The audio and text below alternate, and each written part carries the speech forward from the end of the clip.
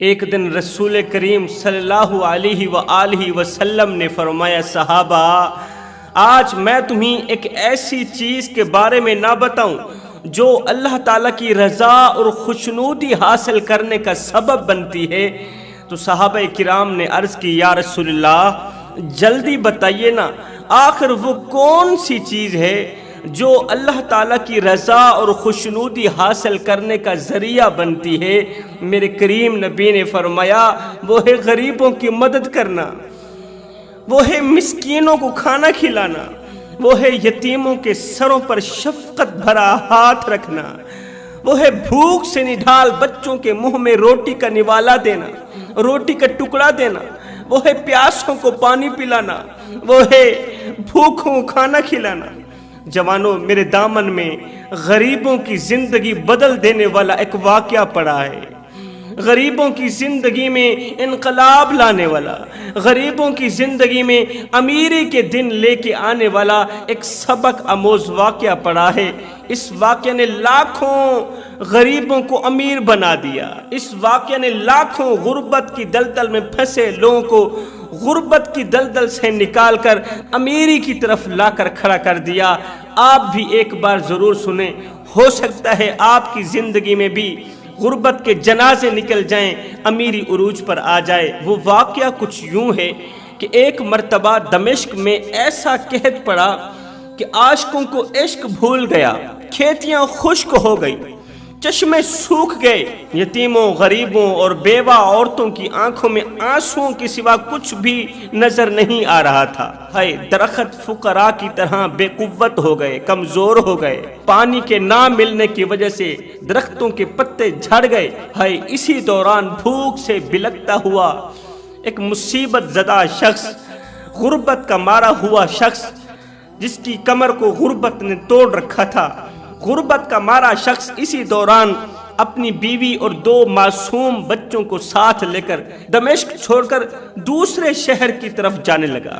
یہ کہتا ہوا اس نے دمشق چھوڑ دیا کہ اس شہر نے مجھے غربت کے سوا دیا ہے کیا ہے؟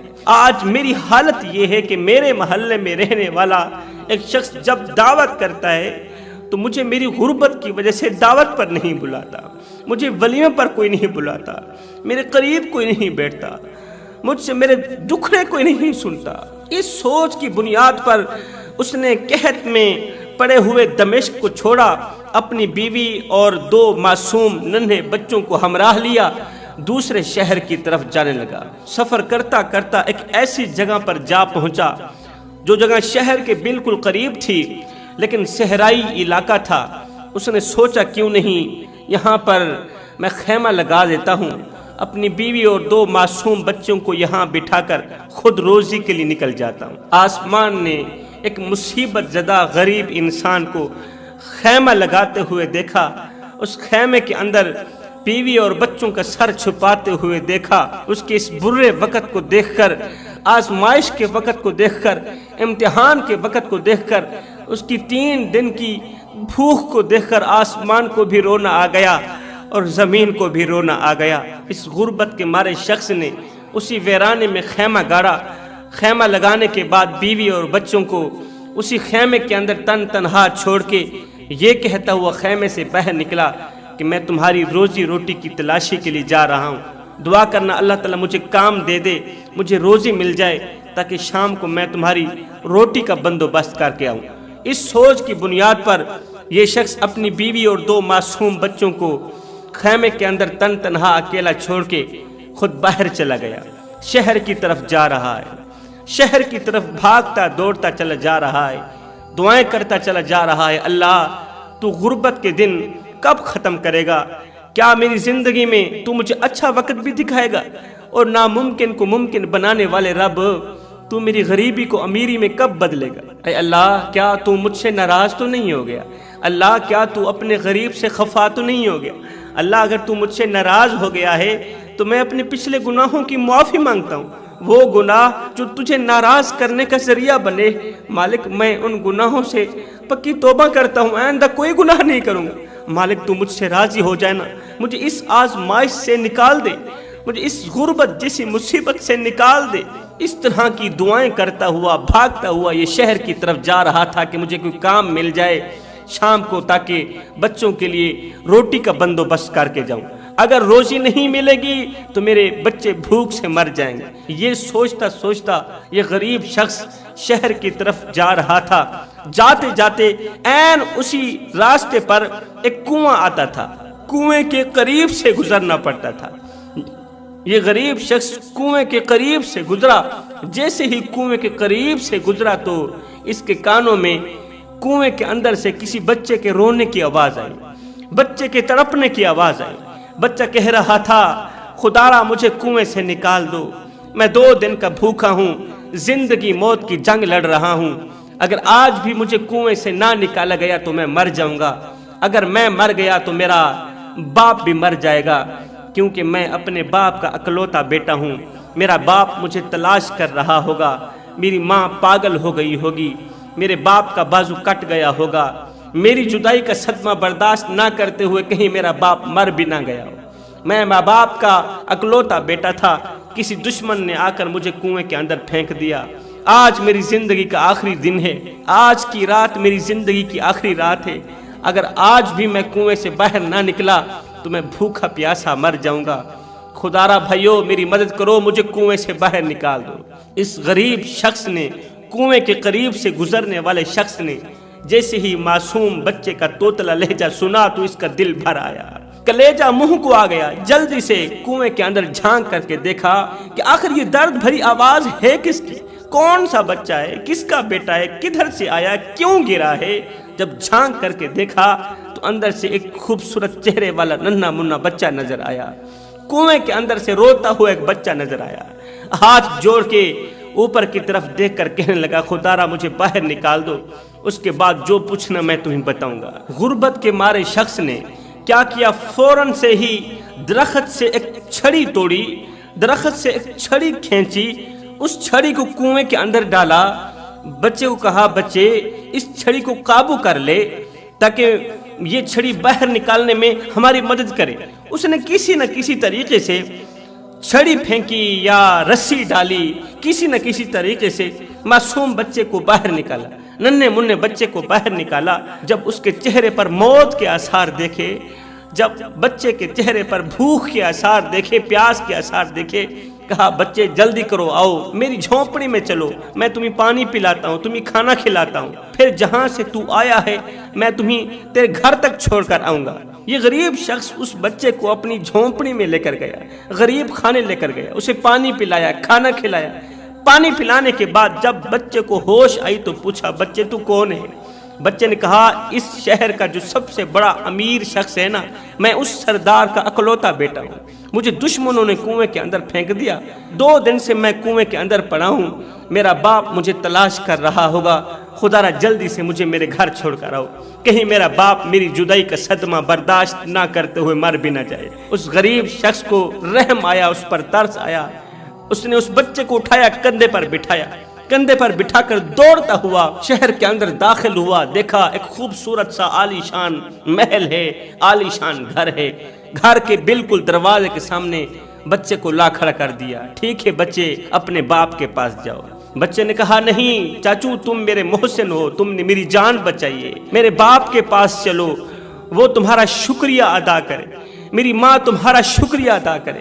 غریب شخص نے کہا، بچے مجھے تمہاری جزا کی ضرورت نہیں ہے، اگر میں نے کوئی اچھا عمل کیا ہے، اگر یہ عمل میرے اللہ کو پسند آیا ہے تو میرا اللہ خود ہی مجھے جزا دے گا، مجھے تم سے جزا لینے کی کوئی ضرورت نہیں ہے۔ میں تو کوئی بھی کام کرتا ہوں اللہ رسول کی رضا کے لیے کرتا ہوں، میں تو کوئی بھی نیکی کرتا ہوں اللہ کو راضی کرنے کے لیے، اللہ کی رضا کے لیے، تو جب میں کام بھی اللہ کی رضا کے لیے کرتا ہوں تو جزا بھی تو اللہ نہیں دینی ہے نا۔ یہ کہہ کر غریب شخص نے بچے کو اس کے دروازے پر چھوڑا، خود اپنی مزدوری کے لیے نکل گیا، روزی روٹی کے لیے نکل گیا۔ اس دن چھوٹی موٹی مزدوری ملی تو شام کو روٹی کا بندوبست کر کے اپنے خیمے کی طرف گیا، غریب خانے کی طرف گیا، حلال کی روزی بیوی کو کھلائی، بچوں کو کھلایا، اللہ تعالیٰ کا شکر ادا کر کے میاں بیوی سو گئے، بچے بھی سو گئے۔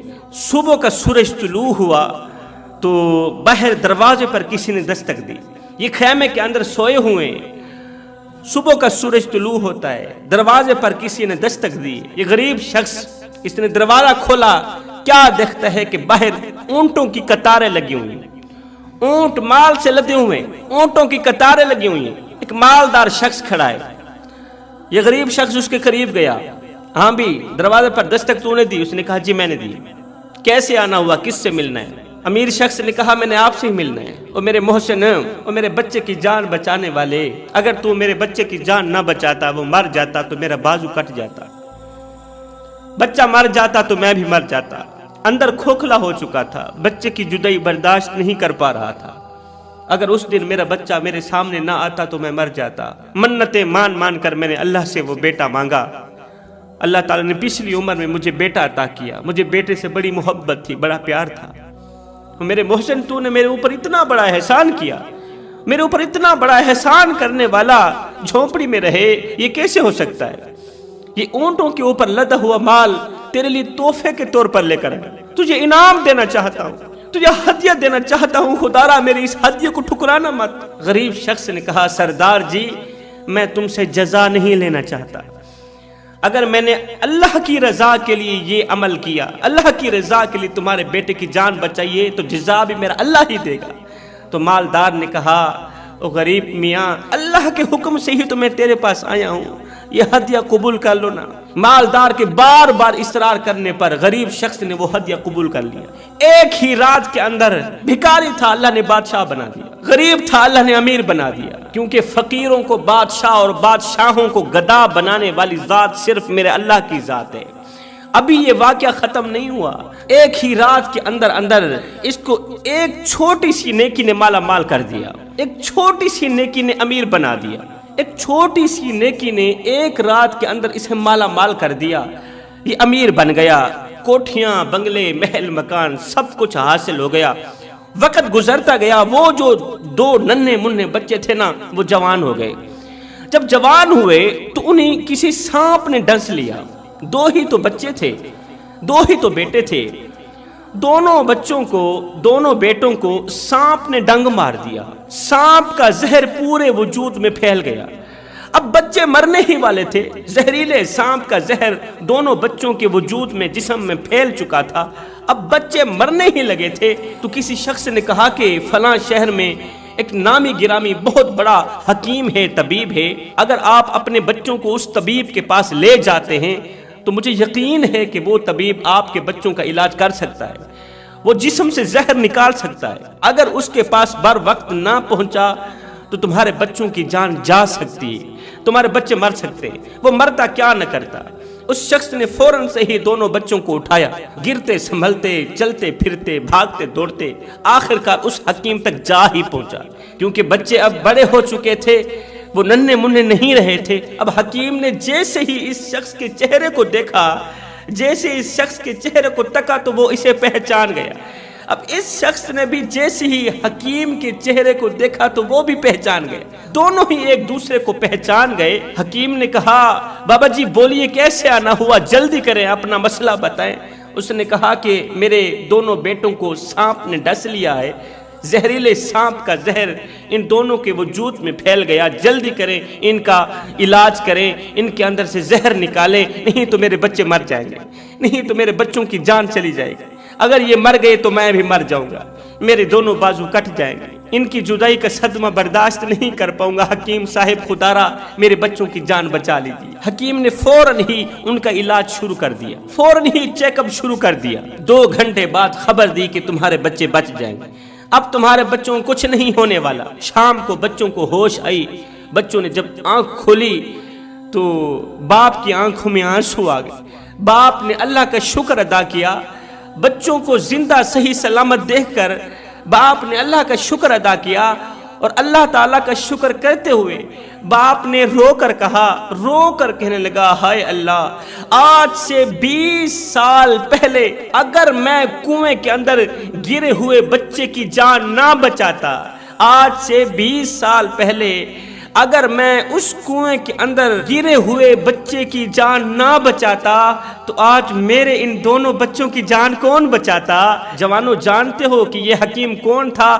یہ وہی حکیم تھا جو آج سے 20 سال پہلے کنویں کے اندر گرا ہوا تھا اور ایک غریب شخص نے اس کی جان بچائی تھی. غریب نے اس ایک کی جان بچائی تو اس ایک نے غریب کے دونوں بچوں کی جان بچائی. یہ وہی بچہ تھا جو بڑا ہو کر نامی گرامی حکیم بنا, ایک قابل حکیم بنا, جو بچہ آج سے 20 سال پہلے کنویں کے اندر گرا ہوا تھا اور اسی شخص نے اسے نکالا تھا, اسے پانی پلایا تھا, اس کی پیاس بجھائی تھی, اسے کھانا کھلایا تھا. اس ایک بچے کی جان بچانا, اس کی پیاس بجھانا, اسے کھانا کھلانا, یہ عمل میرے اللہ تعالیٰ کو اتنا پسند آیا کہ میرے اللہ نے اس کی غربت بھی دور کر دی. اسی عمل کے صدقے اللہ تعالیٰ نے اس کے دونوں بچوں کی جان بھی بخش دی. جوانوں, پیاسوں کو پانی پلانے والا عمل میرے اللہ کو بہت زیادہ پسند ہے. بھوکوں کو کھانا کھلانے والا عمل میرے اللہ کو بہت زیادہ پسند ہے. اور سنو, کسی کی جان بچانے والا عمل تو میرے اللہ کو اور زیادہ پسند ہے. اس نے زندگی میں ایک ہی تو عمل کیا تھا, اس کی جان بچائی تھی, پیاسے کو پانی پلایا تھا اور بھوکے کو کھانا کھلایا تھا. اس ایک عمل کے صدقے اللہ تعالیٰ نے اسے کیا سے کیا کچھ نہیں نوازا. جب سویا تھا تو غریب تھا, جب اٹھا تھا تو مالدار تھا, بادشاہ تھا. جوانوں, اگر تم بھی اپنی زندگی میں سے غربت کو ختم کرنا چاہتے ہو تو تمہیں بھی پیاسوں کو پانی پلانا ہوگا, بھوکوں کو کھانا کھلانا ہوگا, پھر تمہیں بھی حسب توفیق غریبوں کی مدد کرنی ہوگی, کیونکہ غریبوں کی مدد کرنے والا شخص زندگی میں کبھی غریب نہیں ہوتا. جوانوں, میرے رسول کریم کو اتنی محبت بڑے بڑے عبادت گزاروں سے نہیں تھی جتنی محبت غریبوں سے تھی, جتنی محبت مسکینوں سے تھی.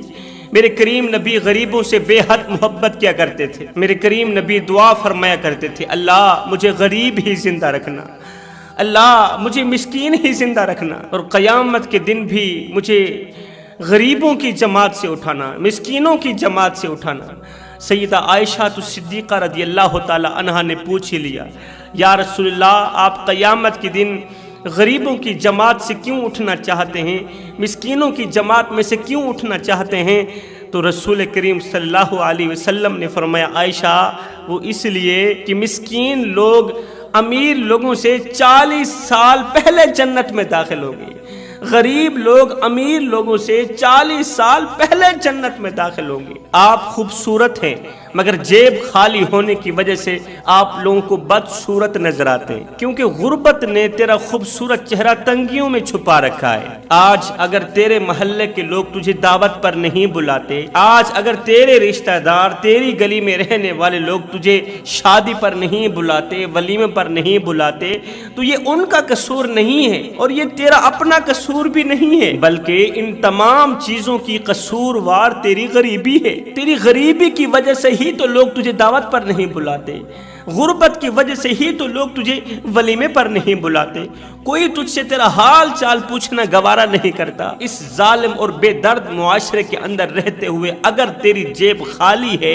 اگر تیرے پاس پیسہ نہیں ہے, پھر بھی تیری قدر ہے, مگر اتنی جتنی ایک کتے کی قدر ہوتی ہے. شاہ جی آپ کیا کہہ رہے ہیں؟ او بھائی, یہ ظالم معاشرہ ہے, یہ بے درد معاشرہ ہے. یہاں تو غریبوں کے ساتھ اس طرح کا سلوک کیا جاتا ہے کہ اتنا سلوک کتے کے ساتھ نہیں کیا جاتا. غریب کو اتنی نفرت کے ساتھ دیکھا جاتا ہے کہ اتنی نفرت لوگ دشمن کے ساتھ نہیں کرتے. ہائے, اس ظالم غربت نے تیرے چھوٹے چھوٹے بچوں کو تیرے زندہ ہونے کے باوجود بھی یتیموں کی سی زندگی گزارنے پر مجبور کر دیا. تیری اس ظالم غربت نے تیرے چھوٹے چھوٹے بچوں کو تیرے زندہ ہونے کے باوجود بھی دوسروں کے اترے ہوئے کپڑے پہننے پر مجبور کر دیا, دوسروں کا بچا ہوا کھانا کھانے پر مجبور کر دیا. سڑک پر کھڑا ایک غریب مزدور گاڑی والوں سے لفٹ مانگ رہا تھا, مگر افسوس کہ کوئی بھی اسے دیکھنا گوارا نہیں کرتا تھا. یہ کوئی انڈیا سے نہیں آیا, یہ کوئی ہندو نہیں ہے, اور نہ ہی تو یہ اجنبی ہے, بلکہ یہ انہی کے گاؤں کا ایک غریب مسلمان ہے. اس کا قصور یہ ہے کہ یہ بیچارہ غریب ہے, اس کا قصور یہ ہے کہ اس کی جیب خالی. اس لیے سب جاننے والے انجان بن کر گزرتے جا رہے ہیں. یہ مزدور سب کو حسرت بھری نگاہوں سے دیکھتا چلا جا رہا ہے. کسی کو بھی روکتا ہے تو وہ رکتا نہیں, کوئی بھی دیکھنا گوارا نہیں کرتا. لیکن اچانک ایک امیر شخص کی گاڑی عین اسی جگہ پر رک گئی جہاں پر یہ مزدور کھڑا لوگوں سے لفٹ مانگ رہا تھا. گاڑی میں کوئی خرابی پیدا ہو گئی امیر شخص کی گاڑی عین اسی جگہ پر رک گئی۔ اب جو ہی امیر صاحب گاڑی سے باہر نکلے، جو ہی سردار صاحب گاڑی سے باہر نکلے، تو اب ہر گاڑی والا رک رک کر کہنے لگا کہ سردار صاحب کیا ہو گیا، گاڑی کیوں رک گئی ہے، کہیں خراب تو نہیں ہو گئی، آئیے نا ہم آپ کو گھر چھوڑ کے آتے ہیں۔ ہر سائیکل والا، ہر موٹر سائیکل والا، ہر کار والا رک رک کے کہہ رہا تھا امیر صاحب، سردار صاحب آئیے نا ہم آپ کو گھر چھوڑ کے آتے ہیں، چودھری صاحب آئیے نا، نمبردار صاحب آئیے نا، دیر مت کریے، ہم آپ کو گھر چھوڑ کر آتے ہیں۔ ہے اب مزدور بیچارہ اپنی بے بسی اور غریبی پر خون کے آنسو رو رہا تھا، اپنی بے بسی اور غربت پر خون کے آنسو رو رہا تھا اور کہہ رہا تھا، ہائے لوگو، میں بھی تو تمہارا رشتہ دار ہوں، میں بھی تو تمہارے محلے کا ہوں، میں بھی تو تمہارے گاؤں کا ہوں، مگر میرا قصور اتنا ہے کہ میرے پاس غربت ہے، تمہارے پاس امیری ہے، میرا قصور اتنا ہے کہ میں غریب ہوں، میری جیب خالی ہے، اور نادانو تم مجھے غور سے نہیں دیکھ رہے، میں وہ بے بس انسان ہوں جس کے بارے میں میرے رسول کریم صلی اللہ علیہ وسلم نے فرمایا تھا او میرے غریب، میری امت میں سر اٹھا اٹھا کے چلنا ہے۔ جس غریب کو میرے نبی نے فرمایا تھا میری امت میں سر اٹھا اٹھا کے چلنا، ہم نے اس غریب کا سر مٹی میں ملا دیا، ہم نے اس غریب کا جینا حرام کر دیا، ہم نے جب بھی لوٹا غریب کو لوٹا، ہم نے جب بھی گھر اجاڑا بیچارے غریب کا گھر اجاڑا، ہم نے جب بھی عزت پامال کی بیچارے غریب کی عزت پامال کی۔ اور نادانو سید کو اتنا تو بتا دو کہ مرنے کے بعد اللہ کو کیا منہ دکھاؤ گے، یہی کالی شکل لے کر جاؤ گے، یہ کالی شکل گناہوں میں ڈوبی ہوئی شکل اللہ کو دکھاتے ہوئے تمہیں شرم نہیں آئے گی، مدینے والے کو دکھاتے ہوئے تمہیں حیا نہیں آئے گی۔ میرے کریم نبی نے فرمایا صحابہ، او میرے صحابہ، زندگی میں کبھی بھول کر کے بھی کسی یتیم بچے کے سامنے اپنے بچے کو پیار نہ دینا، کسی یتیم بچے کے سامنے اپنے بچے سے پیار نہ کرنا۔ یا رسول اللہ کیوں؟ فرمایا اس لیے اگر تم یتیم بچے کے سامنے اپنے بچے سے پیار کرو گے تو یتیم بچے کو اس کا مرا ہوا باپ یاد آئے گا، جب اسے مرا ہوا باپ یاد آئے گا تو اس کی آنکھیں چھم چھم برسنے لگیں گی، اگر تمہاری وجہ سے اس کی آنکھوں میں سے ایک آنسو بھی نکل آیا تو یاد رکھنا اس کی ذمہ دار تم خود ہوگی۔ فرمایا او میرے صحابہ، زندگی میں کبھی بھول کر کے بھی کسی بیوہ عورت کے سامنے اپنی بیوی کو پیار نہ دینا، بیوی سے محبت بھری باتیں نہ کرنا، اس سے بیوہ عورت کا دل دکھے گا۔ فرمایا صحابہ، اگر اللہ نے تمہیں پیسہ دیا ہے، تمہیں دولت دی ہے، اگر اللہ نے تمہیں سب کچھ دیا ہے تو سب کچھ کرنا، غریب کے سامنے اپنی دولت کی نمائش نہ کرنا، کسی غریب کے سامنے اپنے پیسوں کی نمائش نہ کرنا، اگر کرو گے تو یاد رکھنا اللہ تم سے ناراض ہو جائے گا، اللہ تم سے خفا ہو جائے گا۔ آج غور کریں، اللہ نے ہمیں پیسہ ہی کیا دیا، دولت ہی کیا دی، ہم نے اپنی دولت کی نمائش اس طرح کی کہ ہم نے غریب کا جینا حرام کر دیا، ہم نے اپنے پیسوں کی نمائش اس طرح کی کہ غریب بیچارے نے سر اٹھایا، آسمان کی طرف دیکھا، رو کر کہنے لگا، ہائے میرے ربا، نہ ہم رہے دل لگانے کے قابل، نہ دل رہا غم اٹھانے کے قابل، ربا تیرے بندوں نے دیے اتنے غم، چھوڑا نہ ہمیں